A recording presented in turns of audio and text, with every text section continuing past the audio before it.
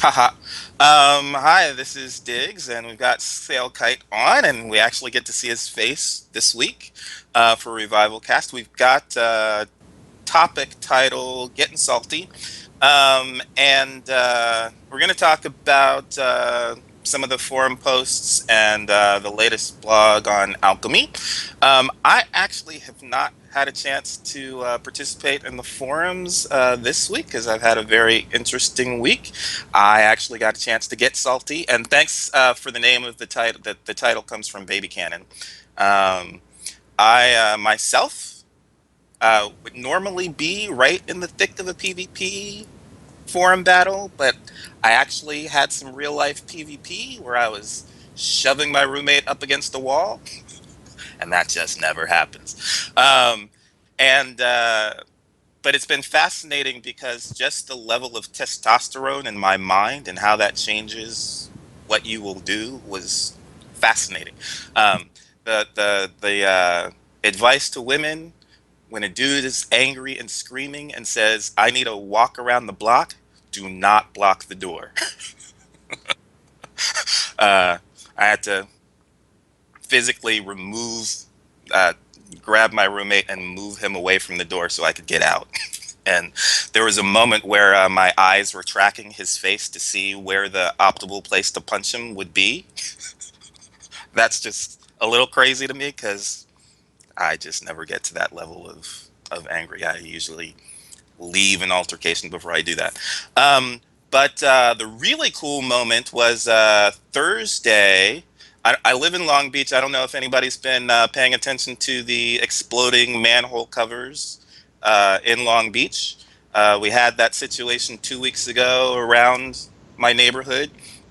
But it happened again Thursday. Our power went down. 10 minutes later, I heard an explosion near my house, and I leave to go see where it is. And like a block north and a block west, um, I look up the alley and I can see open manhole with billowing black smoke. And I start walking towards it with my phone. I'm like, oh, I'm going to take a picture. And I look down and I see my foot about to step on a manhole cover with smoke coming out of it. Jump back.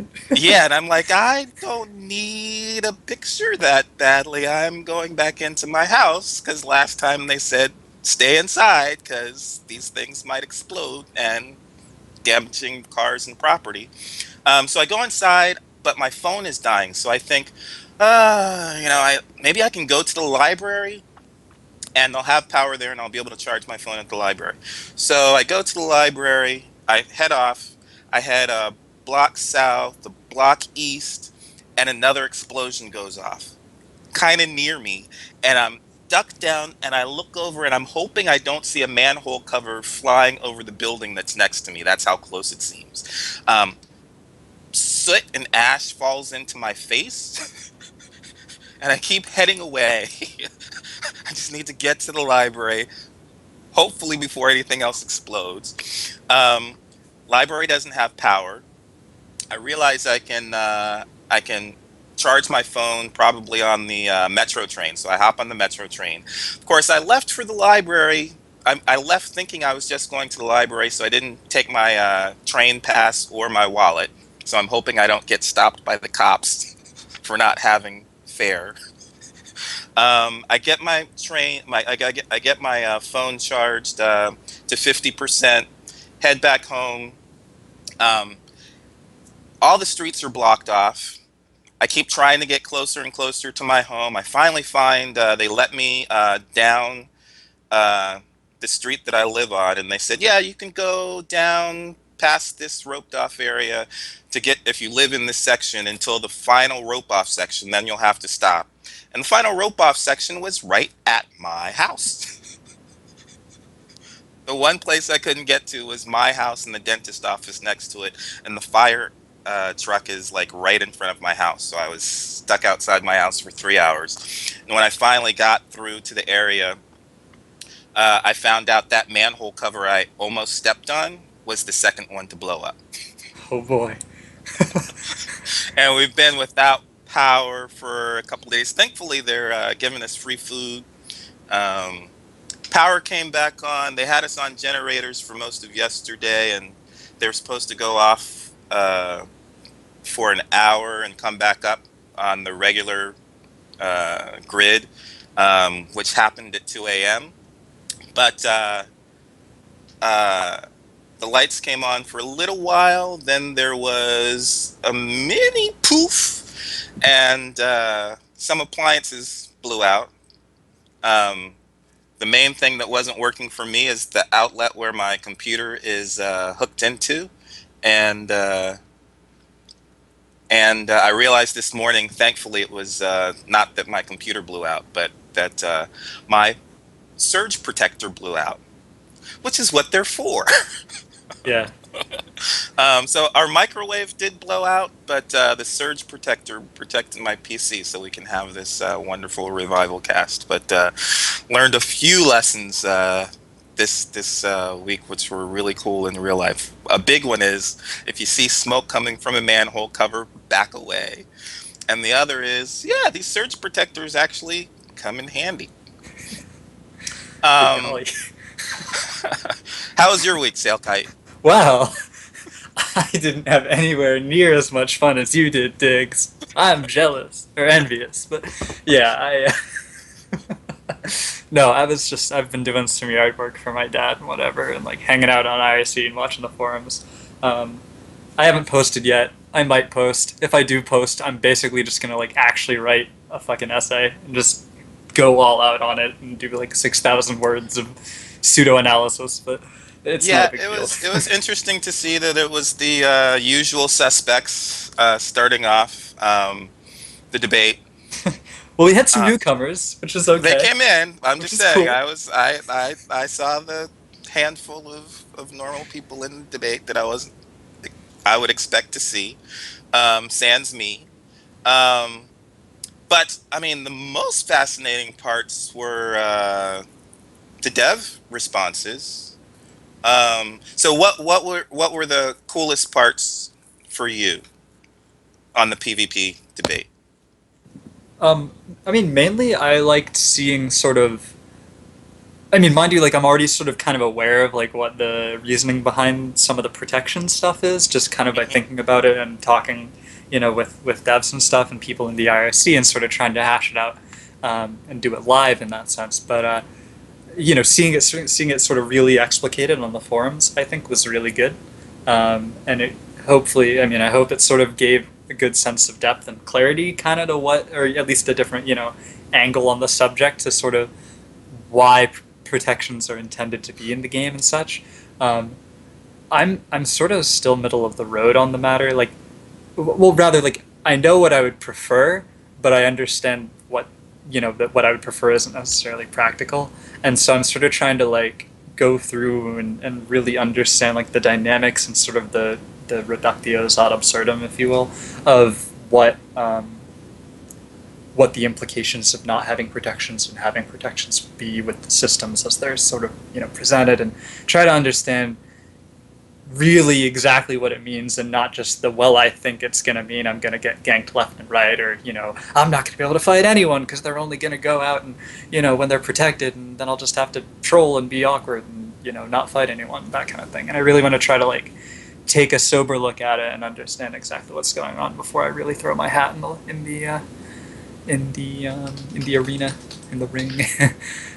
I am getting a couple of pauses or little glitches here, so I'm hoping power stays on for the whole show for me, but it should be fine. I'm just letting people know it might cut out. Um, so where do you?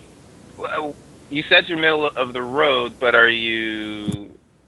So does that mean that you both want to PvP, but you don't want it to be so heavy that you have to always be PvP ready, or are you Right. one side closer or other to wanting more PvP or less PvP? Like for my own character, most likely, and my own personal endeavors, I probably won't be PvPing voluntarily, at least. Hmm. Um, but I understand that it's still a part of the game and a large part of the game. So like, I sort of need to figure out where I really sit with regards to the extent and implications and everything of PvP. And so, like personally, like I'll still do it, right? Like if I happen to get caught in a situation, like I'll either fight or try to word my way out of it, right? Or Right. just accept it, accept that I'm Right. dead and go ahead and have fun on the other side. Exactly. Exactly. That's the But, way I think about that. but I mean, I might, if combat is really engaging and if I get a PC that can actually support playing at a playable FPS, Mhm. I will possibly look into alting a combat character just to play with it and test it and see how it goes. Yeah, of course. The what I loved about what you just said is for my character, like you're planning to just have one versus Wow. my 18 so far, right? Um, but yeah, and that's kind of where I stand too. For the most part, I usually don't imagine myself initiating PvP. I usually like to jump in. Like if people are attacking my town, then I will defend the town, and that's fun for a while. Um, but my usual problem with traditional MMOs is that it'll be fun for maybe an hour, and then I'll be like, okay, I just want to gather some flowers for a while, but I'm still flagged, and then for 30 minutes or something like that, and I don't want to PvP, but I'm still available, and people are like, well, you're flagged, so we're coming after you. Um, but yeah, it was interesting. So we normally have Onamaro. I'm going to go ahead and call out names. Onamaro is usually wants open PvP, and he doesn't want seemingly any restrictions to PvP. Um, and Cheshire, what was I going to say about Cheshire? She usually wants. Oh, she's usually concerned about people griefing like PvEers. She's saying that even if you don't do PvP combat, you're still able to grief through other means. And I think the example she gave is, what if you wanted to do a wedding event and a guild came through and they wanted to just talk crap and interrupt the wedding, and you're not able to combat them physically to get them to stop or go away. And so those are their reasons usually. Well, those are Cheshire's reasons for wanting to be able to PvP whenever she feels the need to PvP. And I think Onamaro dislikes PvP combat. And he thinks it's going to impact the economy. But of course, with Revival, there's protections against it, but there's also places, not everybody's going to have them. And there will be places where people are actively PvPing much of the time. If you're in a red city, you're going to be PvPing, or you're going to be PvP open much of the time. So I think that's going to affect that it's not going to impact the economy too terribly, because there will be places where you can PvP. Yeah. I mean, I think I'm not exactly sure what particular like MMO lineage Onimaro comes from. I'm pretty sure I guess he comes from Arcade and maybe a couple other things. And admittedly, I've never played Arcade. Like I played like the first 10 minutes of it, but one, my performance was pretty bad, and two, like it didn't really feel all that stimulating to me, and so I was like, I'm out. So I can't really like take a good look at sort of how that would sort of shape his mindset and stuff. And I regret not having that. That experience to sort of understand exactly where he's coming from, because I think it would make a lot of his arguments make more sense to me. But yeah, well, and the other thing too is that Cheshire, I think, really is a little more about freedom per se, necessarily than protecting against griefing. It's just that freedom is a means of protecting against griefing, but it's also an enabler to griefing, and I don't know, whatever. But yeah, I mean, it's cool. There were some interesting ideas in there, actually. Like, for instance, the idea of I think Snipe mentioned the idea of a timer, right? Like, I mean, and this effectively happens in things like Eve and stuff, right? Where there's, depending on what sort of aggressions you take, there are certain limits on what you can do, without getting shot at by Concord or whatever, in real time. So it's a 5 or 10 or 15 minute timer or whatever. If you go out and pod someone, and depending, you'll just get Concord jump on you and pop you, right? But yeah, so it's it does already exist in other contexts, and I'm kind of backburnering it to see what would happen in Revival with it. But there are some other really cool things too. I know Surbayo had a pretty cool suggestion of making blessings effectively a shield, so that they don't make you immune to PvP categorically, but they basically give you like a big overhead buff. Well, I mean overhead. I mean like a big shield, right? So that Mm-hmm. you can take a certain number of hits, and maybe it's a really big, high number of hits or whatever. Or maybe it's only a few depending on strength and whatnot. But you can take some hits, right, and that gives you a chance to respond and not get insta-jibbed or at least insta-crippled or whatever the heck else, and set upon and destroyed really quick, and give you a chance to respond. Um, and I respect sort of the concerns both ways and everything. Part of the one of the influences on why I haven't posted yet is because I'm also sort of trying to balance and mix in the other types of PvP that I think exist and are viable in the game, like Non-combat PvP. yeah, right, Yeah, right, yeah, yeah. and non-kill PvP. Even though there are technically ways to kill people without combat if you're really sneaky, but yeah, like because you can start doing market warfare if you really want. Like that's one that I think people are a little more familiar with traditionally, both in like WoW. I mean, WoW had market duels where people would try to fight for a certain item, and Eve definitely has market PvP. There's also the political game, right? If you have if you start setting out pamphlets, right, because someone is ganking you outside the city walls, and you try to get NPCs to feel some resentment towards that person, and maybe even try to get them on a kill on sight list if possible. You could try something like that. You could get a compatriot, like if you understand that you're going to get ganked ahead of time, right, you can get a compatriot to come hide in the bushes with you, right, and preferably a compatriot who's got pretty good combat skill, to let you get killed out there, then come in, or the compatriot comes in, counter ganks the ganker, and then gathers the evidence from the bodies and shows that you were killed by this person, and then get them on the kill on sight list, something like that. And so these other sort of avenues, while perhaps a little more complicated and maybe not as straightforward as just I cast magic missile,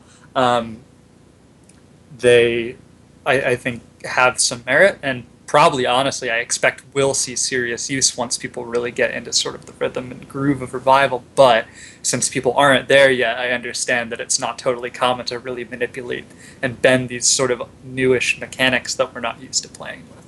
But yeah, I'm excited to see where it goes. I mean, I imagine there will still be some really cool ideas that come out of it that I haven't thought of yet. So I'm looking forward to what people continue to do with it. Yeah. It's always good to see people discuss stuff. I muted because I had some people yelling outside.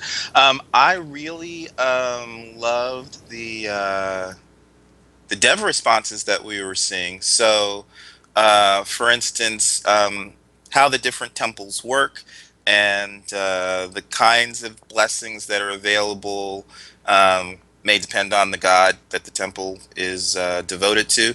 So the temples will give us, as one type of blessings from PvP combat, and kind of make us immune.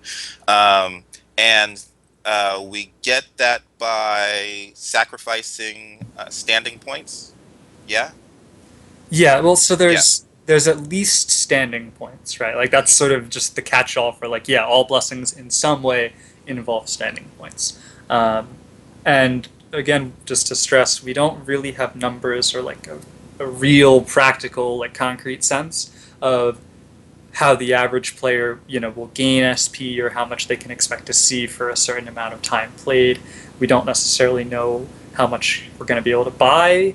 I do remember / know, I think I can say this with some certainty, that there will be a limit to the amount of SP that you can purchase per unit of time. I don't know if that's going to be on a weekly basis or a monthly basis. I expect monthly, just because it aligns with billing dates and stuff. But like, there will be a limit to the amount that you can buy, so you can't literally just buy perma protection. And if there are situations where you can buy perma protection, I imagine they will be tweaked and the numbers will be adjusted so that that's not possible. But yeah, and then I guess just to finish that, or to finish, the clarification on that, I don't know if there's going to be like somatic and other components. Like I don't know if you have to do like sacrifice a goat or sacrifice a kid, right? It I mean, not, depends on but, the the god, on the right? god. Yeah, because it Yeah, says that is it Beth Calar will want to see slaughter in the streets and gutters running crimson, yeah, for sure. and then Sneed may just want you to corrupt a high priest, Right. something like that. So, Though, as far as I um, understand it, the really potent blessings, like the protections and stuff, for instance, or at least PvP protections, would require you to actually go to a temple properly and not just your personal house shrine. Like you'd have to get yeah, a powerful person to bestow it upon you at a yeah, powerful place, which means there are ways to break those blessings yeah, by way of and religion PvP. well, and it's cool because it could be broken by, destroying the temple, but it could also be diluted the farther away you get from the temple. Yep. So that's kind of fascinating. But as I was thinking about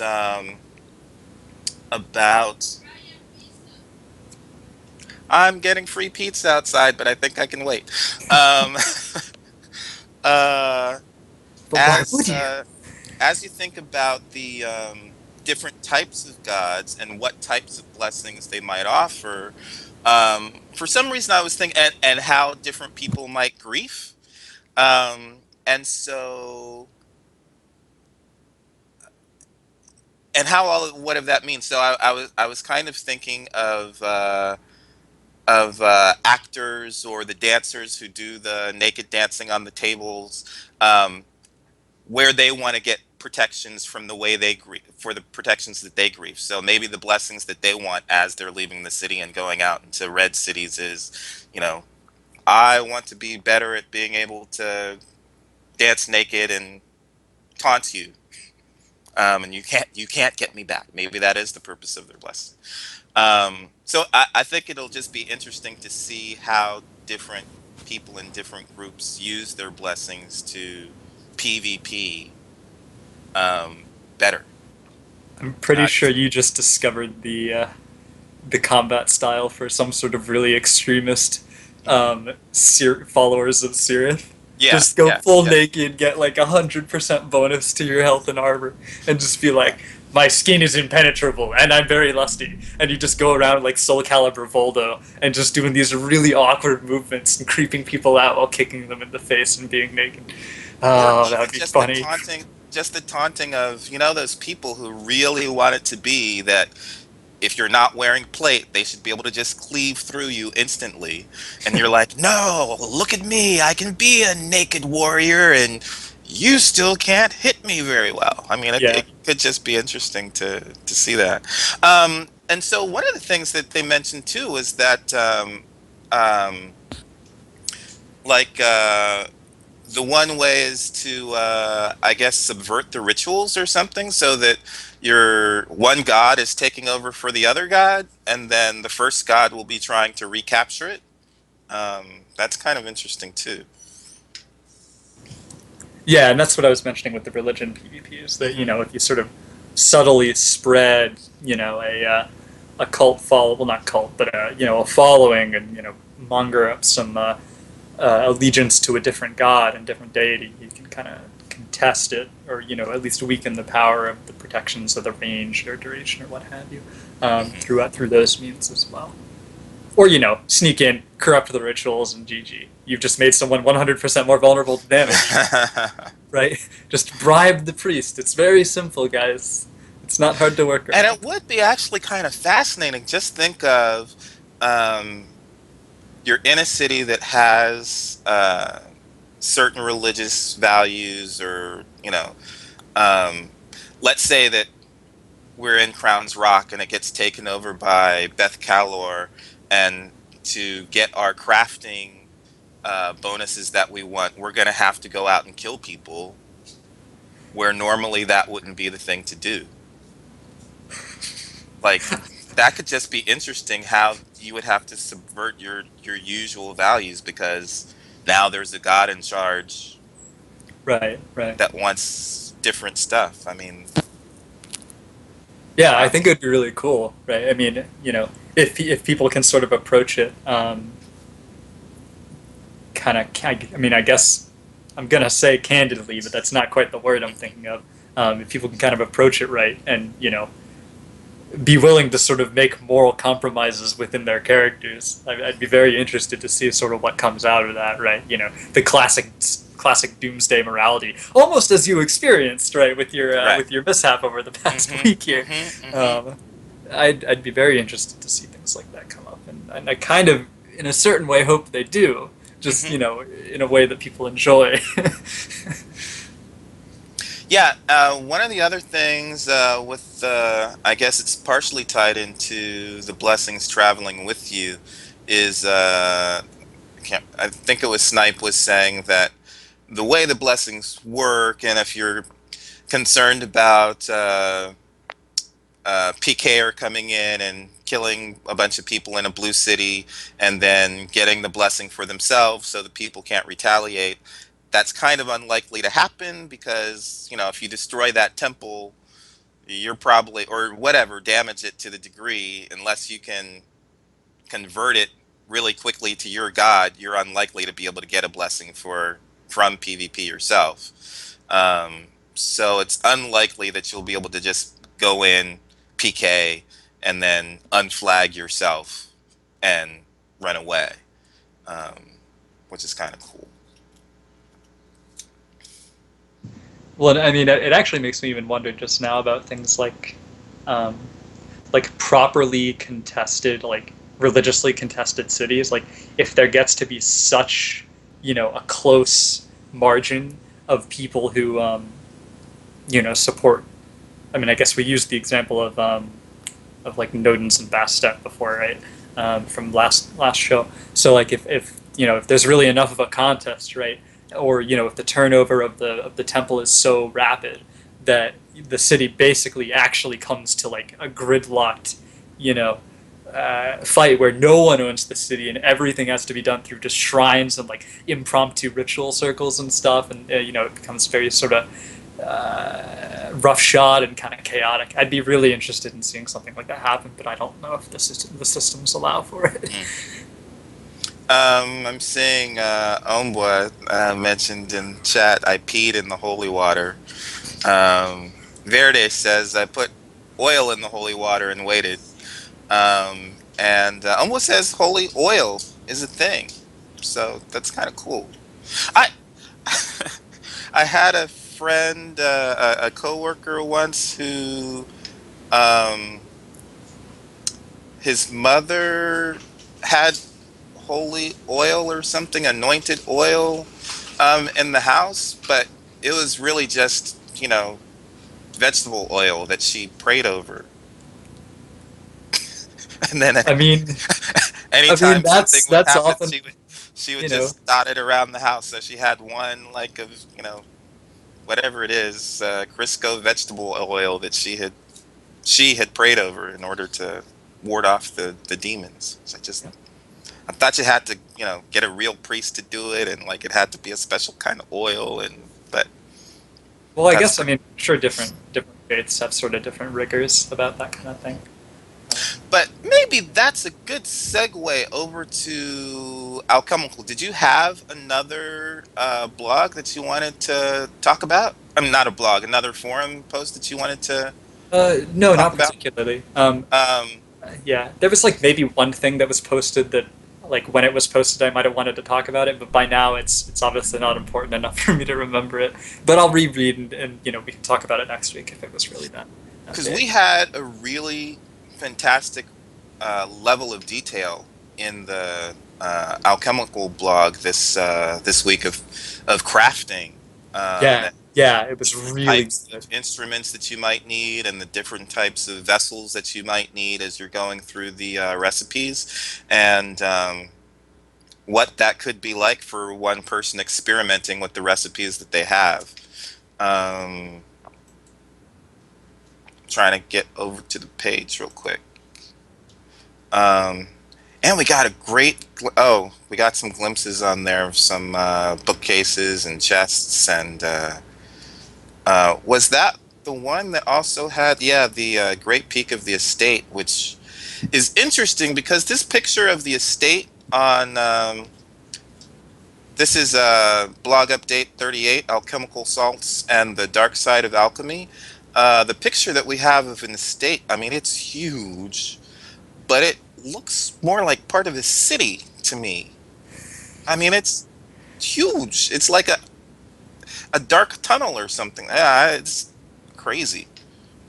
Yeah, and it's also kind of dire and stuff too. I'm quite interested to know what those statues are intended to be, and Mhm. who, or perhaps who they're intended to be for. Right, what deity is it's in support of.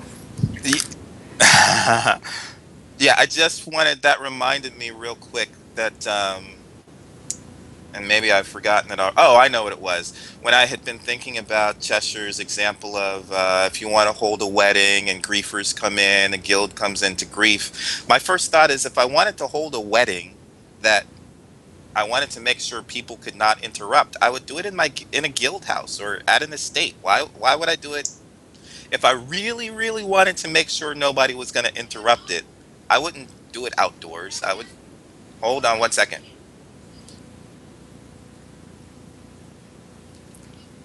I got to disappear for a second. Hold on, something's going on outside. All right, I'll pilot the ship. Um, so, um, yeah, if I were going to hold a wedding, personally, I'd do it in the courthouse. Courthouses tend to be pretty safe, in my opinion. Um, so, yeah, but right. So if you didn't, I guess just while Diggs is away, if you didn't get a chance to read the blog, and I highly recommend you do, but I don't blame you if you didn't read through all of it because it was incredibly detailed, even by the standards of blogs. Like this one was really quite fantastic. And mad props to Snipe Hunter for going through all the work to put that out. Um, it essentially walks through a, um, a really general overview of the economic, kind of the social, and the mechanical implications of alchemy and reagents and such. So um, basically, there is an alchemist who wants to make, I believe, they're restoration potions. Um, but these potions require the use of a material that is banned in Crown's Rock, which are keter salts, keter salts. I don't Keter know, salts, I think, keister but salts they are, no, but keister salts. yeah, and right, and so uh, there's a whole process that someone found from an old book that they had a friend help them decipher, and it outlines a method for getting this restoration potion or what have you um, made properly so that it'll work at a good potency. Uh, and it has a bunch of steps that are all represented in the mini game, and it's all. I mean, I totally think everyone should go read it because I will not be able to summarize it that well. But that's what's there, and it is quite detailed and an engaging read. Well, Besides, one of the things that I really loved was the detail of as you're doing the mixing. So you mix the salts with other ingredients, and you get a kind of black soupy substance that you pour into an ivory spoon or scoop or something. And I'm like, a ladle, I okay, think, yeah, ladle, right? An ivory ladle. I really want to know what happens if it's not ivory. gets tainted, man, or it I'm saying, explodes. but It I'm saying explodes. I'm saying how. Does it melt through? I want to play Wouldn't that around be with that. something? It Um, just slags through the floor yeah, and like, oh no. yeah, and I think you need like at one point I forget the specific container that it's in, but it's made out of steel.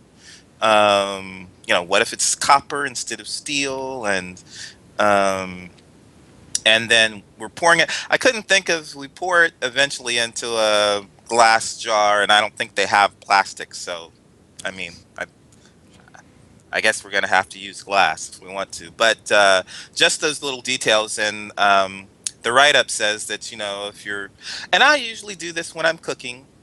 I follow the recipe exactly the first time, and then after that, I start fiddling stuff. So they kind of allude to that in the blog that since it's the first time around, you probably want to go ahead and follow the exact recipe and start seeing what happens if you change stuff after that.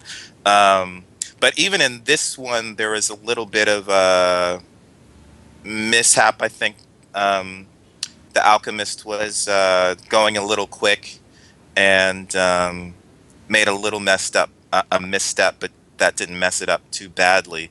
The other cool part, though, was that even after the process was finished, or we got it into the jar, and that part of the minigame finished, it still needed about 6 or 7 hours, 6.5 hours of curing. So they had to take the jar and set it aside for 6 hours. I mean, that's another cool thing is what happens if you. Is there a way to? Well, you don't want to use it early, but is there a way to mess that up? Like try Oh, you and mean like over ripen it or under ripen it? or yeah, or push that sooner or something like that. Push it. Try to push it to cures. I don't know. I'm just wondering if Right. there's Yeah. other. Yeah. I mean, I'm sure that's Like something that you've if you're tried to do. supposed to leave it in the dark, but you leave it in the sun. Like I'm just wondering what kinds of stuff could what kinds of Well, you go to effects. your journal and you make a little chart, right?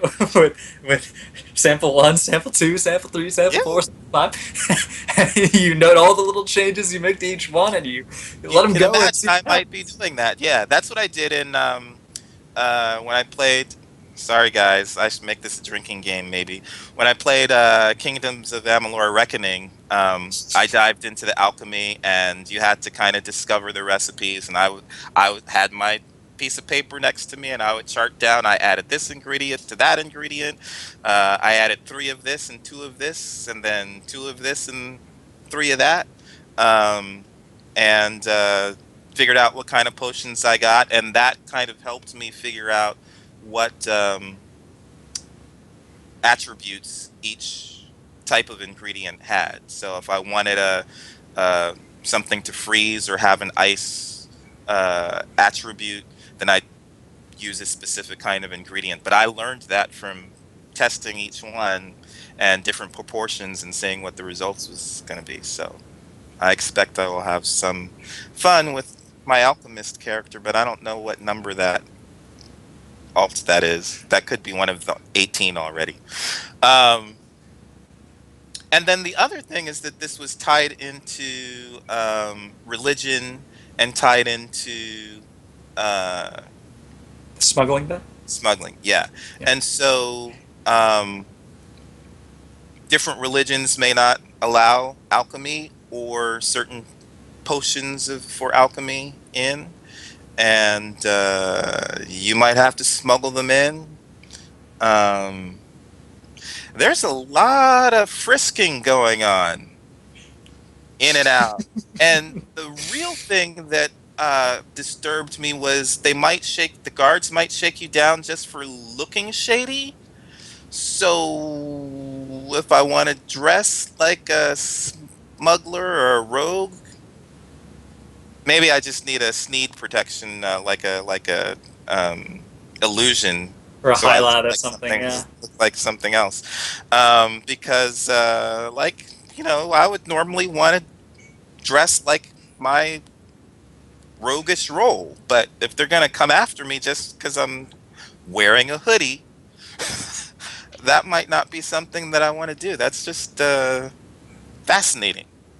Yeah. If I had to guess, the looking roguishness part is probably based on like, you know, reputation kind of tags and stuff like that, not necessarily on you are wearing a +1 rogue of or robe of infamy or something. But yeah, I mean, admittedly, you could always alias up, right? You could just put on an alias that looks fairly outstanding and non-threatening Yeah, in I'm theory. just saying Um, it's yeah. yeah, I'm saying that's a fascinating thing to think about how that's going to impact. Well, and for me, I'm fashion over function, so um, uh, fashion is important, but that could be a fun aspect of what I choose to wear, where I am at any given time. Um, Real quick, Snipe Hunter did confirm that the display is in real time, and a part of the recipe was to store it somewhere dark. So doing it somewhere dark versus somewhere light would actually impact the final results, and that's kind of cool. Yeah. What else was going on in there? Trying to think of the other smuggling um, Right. aspects. I mean, really, to me, the most fascinating parts were the details of the crafting. Mhm. Um, oh, but going along the way, and I think this was in this part in terms of you have your smuggling contract to uh, carry the salts, from uh, one area to another. Maybe the mule that you have the salts on didn't make it all the way. Maybe the person you were expecting to deliver a piece of it to you didn't make it along the way, and you won't be able to fulfill that, and how that will impact your reputation. Because we normally feel like if we just plod along, we will eventually be able to complete a quest. But this is saying that it may not be your fault, technically, that you couldn't complete your contract. Yep. Like the real world. It was never my fault. It was always Yeah, that guy. yeah, yeah. Yeah. Um, the dog ate it. Um, yeah, and so it can affect your reputation. You might not even be able to get. Oh, but you might get there and deliver it, and the person that you brought it to, instead of handing over your money, decides to kill you. Hey, thanks. We're not gonna pay you. We're gonna kill you instead. Just that possibility too. I mean, and that's coming from NPCs, not limited to PCs, to players. I mean, you bring a gun when you're going to see Tuco. Yeah. Yeah. Right. So that's kind of fascinating. I mean, there's just if we can get this all working, there's just a lot of little tiny details that should make the experience rewarding and never the same way twice. Um, just several things that you can't always control. So, you know, who knows what could happen in there. Um, I'm kind of thinking of you die, you want to retry that, and who you're going to pray to, and what kind of precautions you're going to try and take if you try that the second time. Huh. Yeah. It's cool stuff. I'm excited to see what strategies people come up with to sort of to sort of deal with the uncertainty and risk involved in what risk management in a game? That's crazy. Yeah. Verde says, "Please poke me." Um, Verde's going to be the hobo, and I admit Verde has a good strategy here if he wanted to be a drug dealer. Basically, you get a fall guy who wears the fancy clothes and actually gives you the drugs and stuff, who's got muscle obviously on him, right? And so you use him as your handoff guy, and you pay him enough that he's satisfied or whatever. You give him drugs and bullshit like that. But then you're just off there in the corner being unassuming, right? And and he if something goes wrong, the flashy guy gets shot, the muscle starts to shoot, gets shot, whatever, right? And then you just kind of sneak around the corner because you're, holding the brown paper bag and look like a wino. So, yeah, it's good strategy. It's good strategy. And remind me yeah, not to deal drugs with Verde. yeah. What says that he often brought muscle with him when he was in the Akron, and that had been what I was thinking too. I'd probably bring a bunch of people with me if I was gonna try and smuggle. But it's a good question. I don't know if I would want that to be NPCs or PCs. I would probably treat them identically unless I knew for a I guess I phrased that wrong. I meant more like would I want them to be minions or um,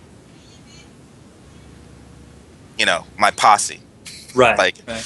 uh, do I want to have hired bodyguards or just have a bunch of buddies around with me? So Yeah. um, it's kind of fascinating. I want to check real quick. I'm not. I don't think I. Oh, and I mean, this was a bad week for me to be away because one of the other,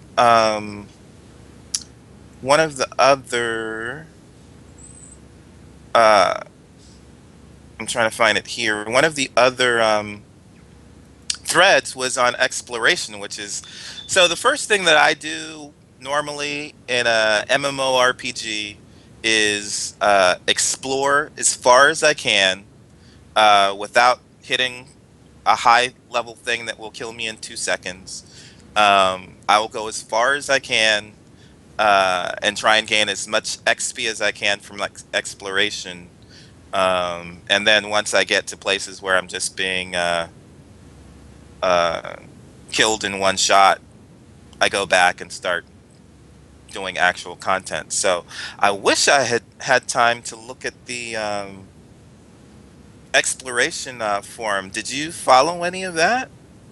Yeah, and I'm pretty sure that was probably what I was thinking of uh, Oh, okay. earlier in the week. But I admit I've been focusing a little bit more um, on the PvP stuff, just partly because it's been more active, and partly because I've already sort of thought about the exploration stuff. Like there was a really long time ago, there was a thread about the size of the world and stuff, and I posted like my first big post in there, and so it's already something I'm sort of like, you know, I've already worked through it at least once, and so I'm kind of just watching and seeing if there's any new information that crops up that I need to, process and modify my views with. Uh, but yeah, that was still a really good thread, and I'm glad Lethality made it because yeah, it was just quality. It was a quality thread, quality Yeah, it questions. looks like Yeah, we're got some really cool answers too. So, I would often tell people that one of the things that I loved to do because I'm an explorer first, um, especially in WoW, is I would spend hours just swimming around continents so I could uncover the fog of war. Um, and that that is fun play to me.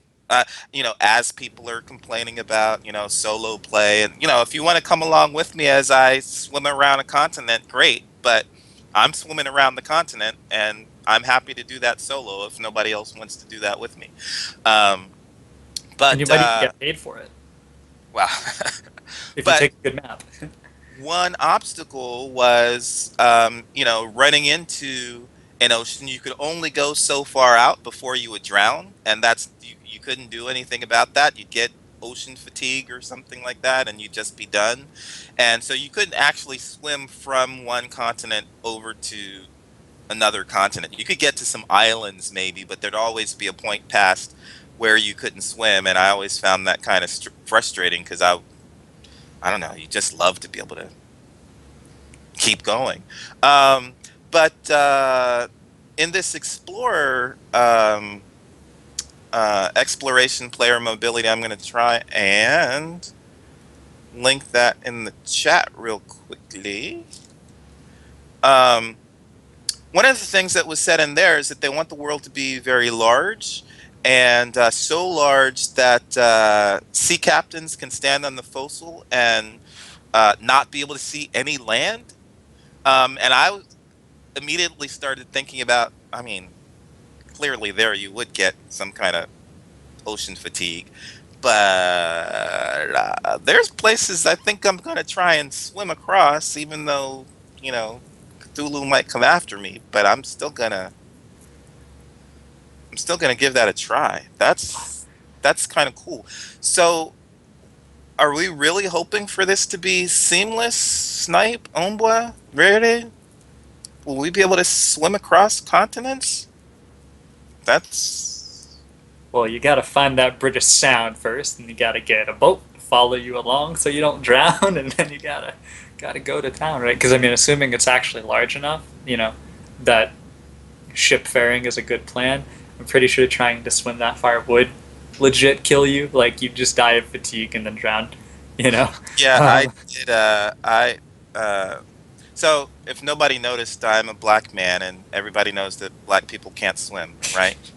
Um, and so I can swim across the length of a pool, but I can't tread water. Um, and I went on a rafting trip in like 2000 with some buddies from Activision and my girlfriend. And um, everybody else could swim. We got to some place where they wanted to swim across the river and hang out on the other side. And I'm contemplating. I'm gonna have a life jacket on, but I don't think I can swim that far. I think at some point I would need to tread water. Um, and my girlfriend graciously offered to help me somehow swim across. How are you going to do that? I don't know, but I'd like to. And so, as I'm contemplating whether or not I should do this, I did tell the people that was in the main, like, trailing boat or raft or whatever, you guys are going to keep an eye out on me. I will try this, but if I get stuck, you're coming to get me, right? yeah. And I think they did. A little past halfway, I did end up giving out, and they did come towards my way to come grab me. But actually, somebody came from the other side, and uh, she thought wanted. She thought I wanted help being saved, so she was going to drag me back to the other side. But I was like, no, keep going. I want help me cross. Yeah. don't don't keep me afloat. So yeah, I mean, at some point it won't be humanly possible to swim all the way across the continent. It's only going to be like a straight, like from England to France or something like that. I would imagine, but we should be able to give it a try. We should be able to drown if we want to, right? Right. Yes, this buoy marks where everyone dies. Everyone. Okay. Yeah, Omboy says that it's a question for the Codys ultimately, but the goal is to stream all of it. So, um, yeah, we'll just see. Mother Rabbiter is saying, sharks, jellyfish, all that stuff. But Krakens, the small stuff. don't sweat the small stuff, especially in the ocean. Let me see if we have questions in. There was one that I saw. I don't think it had the proper formatting. Let me Okay. scroll and try to get it for you. And I'll just go ahead and read it. Haha. Go Hold no on. further, Omboy says. Right, so Fortune King, who I believe is a new viewer, so hello Fortune Hmm. King, welcome to the show. Um, uh, when will we have a trailer or teaser sampling of gameplay? And I can say a couple things to answer that. So, first and foremost, um, the Revival team themselves on their official Revival Game channel, and I'm pretty sure it's just twitch.tv/Revival Game, and probably the YouTube and Facebook and everything is also Revival Game. It's pretty consistent across the platforms. I'm pretty sure you can find a link as well on the forum and the website. So if you look around there, you'll be able to find a link to those hubs as well. There have been a couple now, a fair few, like at least three, I think, housing fly-throughs and walkthroughs where we've gotten a really early look at housing in the game. So if you're interested in sort of seeing the development of that and what you can sort of expect maybe out of some of the Crowns Rock stuff that's coming, definitely check out those videos.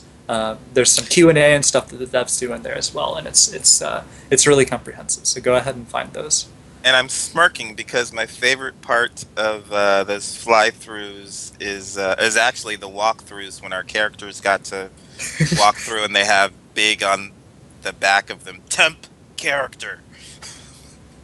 They're going to be temporary characters. That's not going to be our real. they are old models, and we will have new ones eventually. But I still think that's going to be fun. And I mean, they're grinding. We're thinking by Right. So that's the other next thing. week Yeah, we're getting real close, really close to the release of the first release stage. candidate of the Yeah. like the very first release public at all of I mean semi-public, but very first release to founders and such of the offline client. So that will let us at least sort of look around our individual homes. And is going to be really cool because they fixed some lighting bugs and stuff that they'll talk about in the stream if you go back and look at that.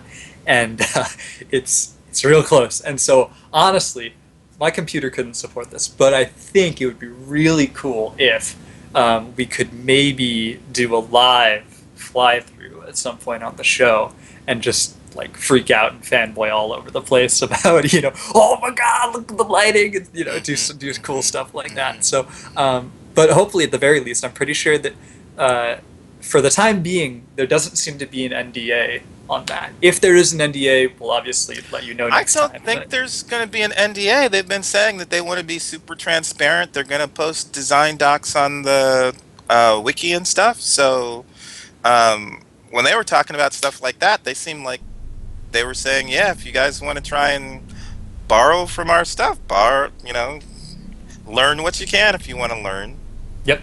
Yeah, I know that's the intent, but I mean, sometimes weird legal stuff crops up that people aren't predicting, and I'm pretty sure they're working with the legal team to get that all ironed out. Yeah, But says not really an NDA, so yeah, so I think it'll be really cool if we can try to do that. he says talk, which might mean talk but not show.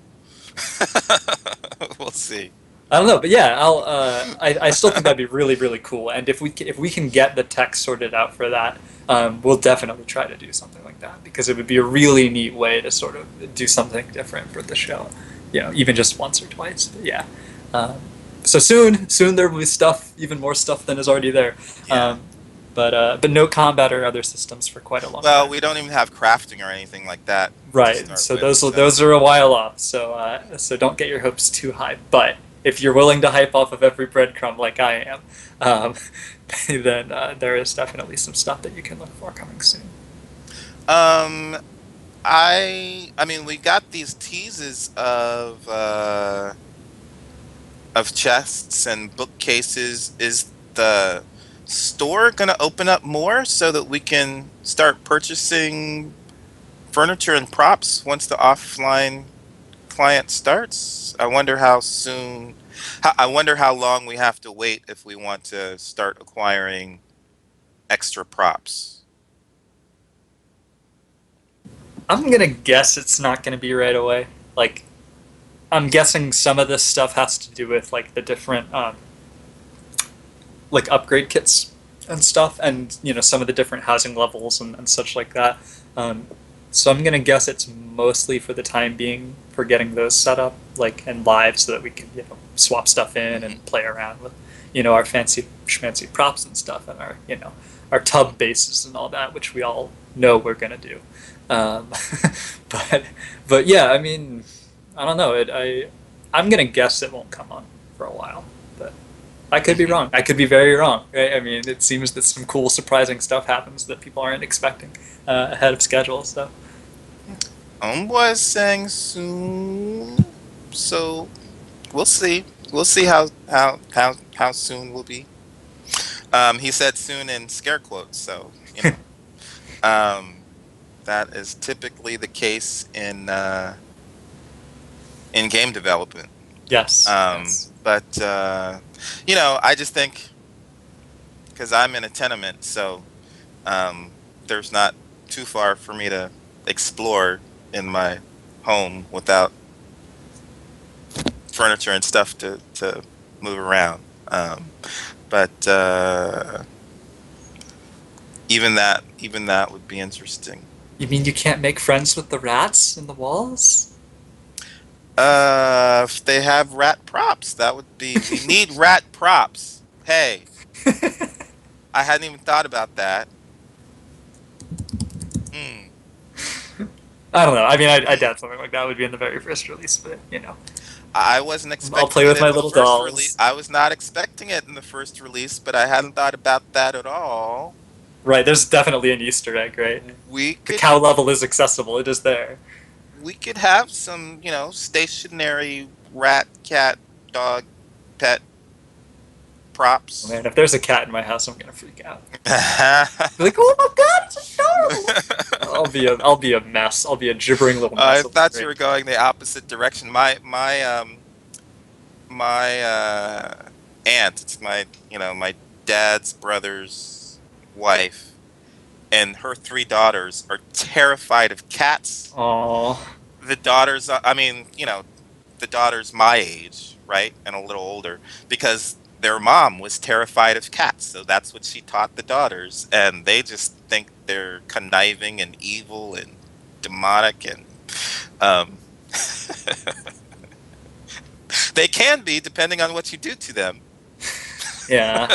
But um, yeah, that would be interesting just to have some stationary pet props before they get the NPC or mobs working. Meh. Yeah. Yeah. Even just to text interaction functionality or something, right? I mean, there's all sorts of little things they can do with stuff Well, like that. just stories. If you can put a pile of rats in your home, that tells a story, right? Right. Yeah. Do we get any other questions? Any other questions? Are we coming up upon an hour? We started a little bit late. Yeah, I didn't see any, but there may be some in the Okay. list. I didn't see anything refresh. And so next week, hopefully, we'll be able to talk about housing.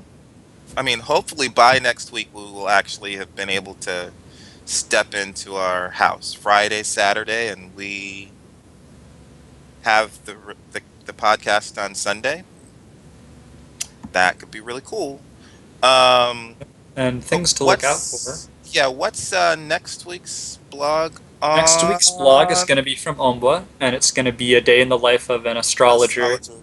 and I guess maybe also a ritual mage. I don't know if Yeah, that's going to be the same person or different people, but we get to see some of that game, which I'm hella excited for. exactly. The I'm hella knowledge. excited for that because that's what I'm gonna start doing like as soon as I can. It's just like, oh, look at the sky, and so I'm very very hyped for that. Yeah. Um, I don't think Uh, there are any other like drops or announcements aside from the client release. Um, there was a podcast last weekend before our podcast that Snipe Hunter did with Stefan Frost. He does a game devastation podcast, which is really cool. Talks with a bunch of people from a bunch of different games about a bunch of different things. And so you can find that at stefanfrost.podbean.com. Should be up there near the top somewhere. And a lot of cool stuff in there, a lot of interesting conversation about work experience and other things. So feel free to check that out if you need even more information than you can get from the forums. And otherwise, keep an ear out for the blog and any other crazy things that might drop in the forums, because anything can happen there. So, yeah. Yeah, I was gonna say, yeah, I'm excited for the knowledge economy. I'm gonna have to check out that blog because I was not aware of it. Oh, and we're gonna have to maybe next week. Depends. We might not have time anymore, but next week I'll try to have in mind a new uh, book club Oh, story okay. for us to read. But things might be too exciting for that. Indeed. We'll see. Maybe we'll have to expand to an hour, another hour. We'll see. And then we can go Uh, to 3 hours, then we can go to 4 hours, and then we can go to 24 hours, and then we can go to 24/7. Oh my gosh. if we have enough content to do a 24-hour stream, but I think we wouldn't be able to do that until we can actually visit each other's houses. That's when we should try for the first marathon run. Visit as many places as we can. we can do it at a fundraiser and everything with a charity, all that stuff. Mhm. Okie doke. I think that's gonna wrap us up for this week. Yeah. Yep. Okie doke. Have fun. Thanks. Yeah, thanks everyone. Have a great week.